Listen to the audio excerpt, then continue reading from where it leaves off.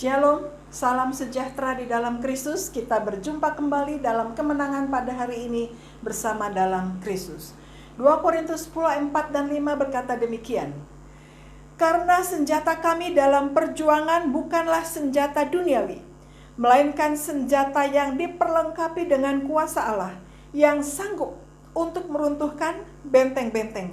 Kami mematahkan setiap siasat orang dan merubuhkan setiap kubu yang dibangun oleh keangkuhan manusia untuk menentang pengenalan akan Allah. Kami menawan segala pikiran dan menaklukkannya kepada Kristus. Hidup ini adalah perjuangan sekaligus peperangan. Dan peperangan itu dimulai dengan pikiran kita. Karena pikiran adalah medan peperangan. Segala sesuatu dimulai dengan apa yang ada dalam pikiran kita.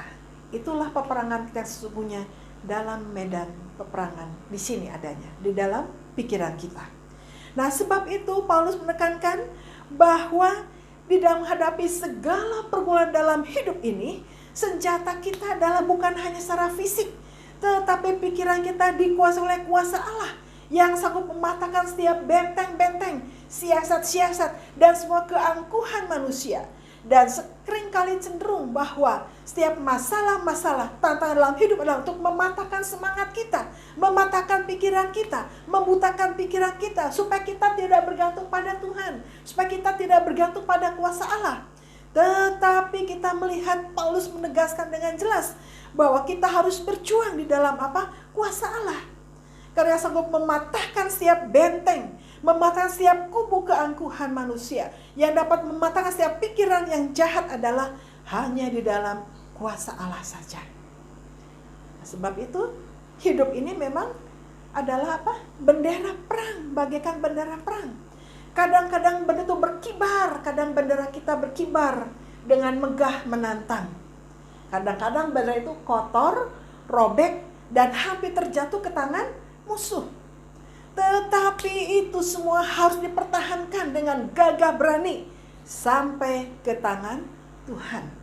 Jadi, di dalam kehidupan kita ini, bendera-bendera yang ada dalam hidup kita ini harus dipertahankan dalam tangan Tuhan. Kita berperang, berjuang.